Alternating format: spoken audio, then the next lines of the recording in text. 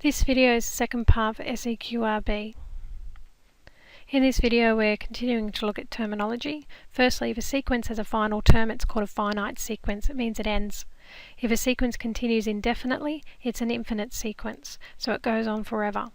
When describing numerical sequences, the nth term of a sequence is commonly denoted as a subscript n, sometimes t subscript n. You could basically use any variable. So the first term of the sequence would be a subscript 1 or a1. Then we'd have a subscript 2, etc. So let's look at a couple of examples here. First one, 2, 4, 6, 8. That's all there is to it. So it finishes. So it's a finite sequence. Okay, if we wanted to identify our terms, a1 would be 2, a2 would be 4, a3 would be 6, a4 is 8. So we could actually identify all our terms. Our second sequence here, ... means it goes on forever, so it's an infinite sequence. Okay, it has no end.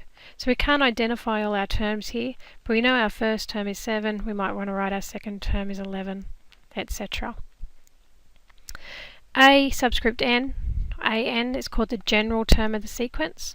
Okay, and we have a formula for the general term to generate the sequence. We will be looking at formulas for arithmetic and geometric sequences later on. But let's look at some general ones here. List the first 3 terms and the 38th term of each of the following sequences. And the general terms defined by in part A to the n is 2n plus 3. So that means a1 is going to be 2 lots of 1 plus 3 is 5. a2 is going to be 2 lots of 2 plus 3 is 7. a3 is going to be 2 lots of 3 plus 3 is 9. So if I had the 38th term, I've got 2 lots of 38 plus 3, which is going to be 79. Next example, a subscript n is 2 to the n, so a1 is going to be 2 to the power of 1, which is 2. a2, 2 squared, which is 4.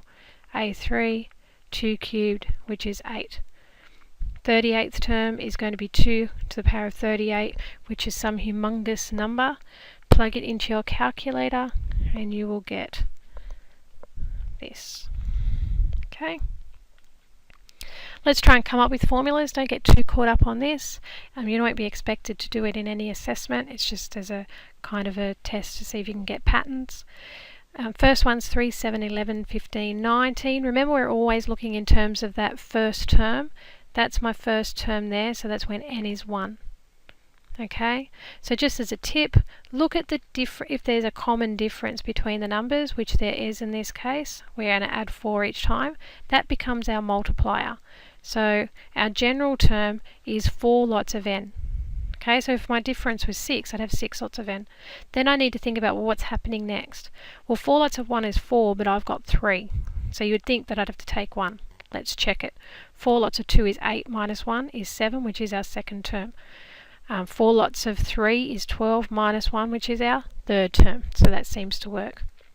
Let's look at our next one. Again, that's our first term, so that's when n is 1. I'm going to begin by looking at our numerator, which is at the top. And I always have a 1 at the top, but sometimes it's negative and sometimes it's positive, and it alternates. The thing you have to remember is that negative 1 times negative 1 is always positive 1. Negative 1 times negative 1 times negative 1 is negative 1. Basically, if we have an even number of negatives, we get a positive. If we have an odd number, then I have a negative. Reason being, these pair up and leave 1. And that's the same as if I had negative 1 times negative 1 times negative 1 times negative 1 times negative 1, power of 5. These would pair, leaves 1 out. When it's even, they all pair up and make a positive. So I'm going to put a negative here and then I'm going to put a power of n here. Does that work? Negative 1 to the power of 1 is negative 1, which is what I've got.